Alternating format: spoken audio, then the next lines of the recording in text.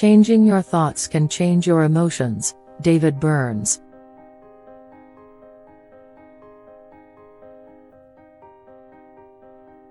Emotions come from our thoughts and are always 100% real to us. However, the thoughts that create emotions are not always 100% true. My emotions too fluctuate several times a day. Emotions are also incredibly important in love. Too many people crumble because of their emotions, suffering from depression and sometimes making extreme choices that can ruin their lives. How do you manage your emotional regulation? Everyone? By just pressing this blue button. Negative emotions like sadness, depression, and anger can disappear in an instant, and you will only experience happiness for the rest of your life. Do you need this blue button? Would you press the button if you were not just those suffering from depression, but most people who have experienced various negative emotions would say they'd press the button. However, before pressing it, consider that there might be ways to find happiness without it. Moreover, there are reasons why you might not want to press the button. Let's hear about it. Perhaps it's okay to press the button later. A research institution found that the global happiness level has declined over the past 20 years. People around the world, including in the United States, are less happy than before, with people in the wealthiest countries being the most unhappy. Hello, I'm Ella, a midlife relationship coach. In today's video, we're going to talk about negative emotions. People who express their emotions properly, and those who hide them. What type are you? And how can we express our emotions correctly to convey positive feelings to others? So, let's find out what emotions are. We cannot see the world as it is.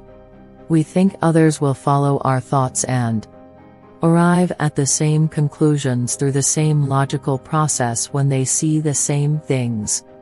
This is a misconception known as naive realism. This phenomenon occurs because the brain reinterprets our world through its own simulation, and our emotions come from this interpretation.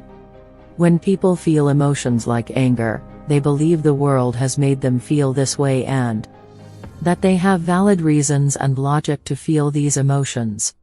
However, if we think about it, our surroundings are just life without much difference, an objective world with no inherent meaning. What changes is only my interpretation or thoughts. For example, if a friend breaks a meeting time and doesn't show up, many might think the friend doesn't value the promise to meet and feel tremendous anger and disappointment. But what if you later found out the friend was involved in a serious accident on the way and had been hospitalized? Would those feelings still feel justified? Regardless, our brains are programmed to make these emotions feel like reality. This is known as emotional realism. Whether emotions come from some interpretation or not, to us, emotions are 100% real. But now we've come to realize a very important fact. Emotions stem from thoughts, and emotions are always 100% real. But thoughts are not always 100% true. People with depression often lack the will to escape their current situation due to cognitive distortions like prophetic thinking, which prevent them from seeing reality as it is. Despite possibly having experienced small joys during healthier times, all such experiences get overshadowed by negative emotions, leading to a definitive dismissal of any positive future prospects. Emotions, being perceived as the ultimate truth, make these cognitive distortions feel equally valid, causing those with depression to disbelieve in change and resist it inevitably. Interestingly, negative emotions also have a positive attribute, serving as another reason for resistance to change. These emotions trap individuals in despair, even stripping them of the energy to climb out. Consider someone undergoing immense stress due to job loss, feeling anxious, and depressed about an uncertain future and guilt over causing economic hardship for their family.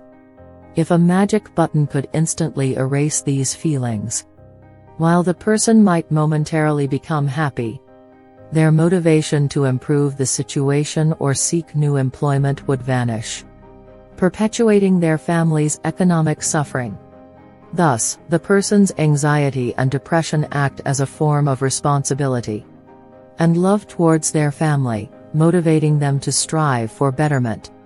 Such negative emotions, in essence, reflect an individual's strengths and core values, making the reluctance to abandon these aspects another reason for resisting change. However, recognizing the positive aspects and core values behind negative emotions can reduce resistance to change, as it allows individuals to love themselves for the very reasons they don't want to change. This concept of cognitive reframing to reduce resistance to change is a tool developed by Dr. David Burns, a leading authority in cognitive therapy. Instead of a magic button, Burns proposes a magic dial that allows for the adjustment of negative emotions' intensity while preserving one's strengths and core values, facilitating a productive direction. Following emotional adjustment, the next step involves breaking cognitive distortions. We don't despair over someone claiming the world will end in a year because we don't believe it. To suffer emotionally, we must first have negative thoughts and, secondly, believe in them. Negative thoughts always contain cognitive distortions that prevent us from seeing reality as it is. For example, suppose someone received a poor score on an exam. They might think, "I'm a loser or I'll never achieve anything." There are several cognitive distortions present in these thoughts. First, black and white thinking, believing that the only outcomes one can experience are either total failure or complete success. Second, overgeneralization, thinking that a single failure defines who they are. Third, mental filtering, ignoring all the times they've succeeded and focusing solely on a single failure. Fourth, jumping to conclusions, concluding without evidence that they will fail forever. To overcome these consuming negative emotions, we must identify these distorted thoughts and replace them with fact-based positive thoughts. It's important to note that what needs to change is not the event that occurred or the emotions felt, as the event cannot be changed, and our emotions are 100% valid and undeniable. Another key point is that the positive thoughts we replace the negative ones with must not be half-truths or rationalizations that distort reality in another way. They must be factual thoughts we can fully believe in. For example, it's not possible to divide all of life into just victories and defeats. No single case can define me. There have been times when I've done poorly, but I've also succeeded many times before. There's no evidence that any situation or event will last forever. Thus, the thought "I'm a loser and I'll never achieve anything" can be replaced with "I've generally done well so far. A single mistake now doesn't define who I am or determine my entire future." By gradually replacing each negative thought, the cognitive distortions that consume us disappear, and our perspective on the world changes. Only then can the magical dial that reduces negative emotions truly be activated.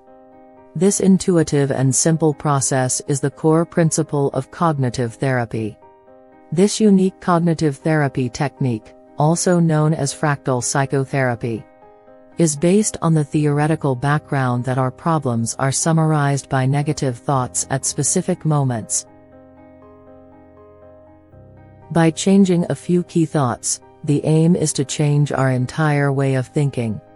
The reason this therapy is effective is similar to how in the movie Inception, what is placed in the safe within people's subconscious can control all thoughts and actions. It's the fact that a tiny piece of thought in our mind reflects the frame through which we view the world. This aligns with the ancient Greek Stoic philosophy and Buddhist philosophy, which state that our thoughts, our minds, are everything. Feeling Great is a book where you can learn about Team CBT developed by Dr. David Burns, a renowned psychiatrist and researcher. This technique is simple and intuitive, but scientifically proven to be as effective as, or even more effective than, medication in treating depression by actually changing the chemical structure of the brain. Learning and mastering this can empower you to solve problems yourself, which is excellent for preventing relapse. Let's recall the essence of what we've learned so far. Our negative emotions reflect my strengths and core values. Negative thoughts twist and mislead reality. Mind and thought are our everything. I'd like to propose to you once again. Would you press this magic button? Think about the above once more and hope it greatly benefits your life. Thank you for watching until the end. I was Ella, your middle-aged relationship coach.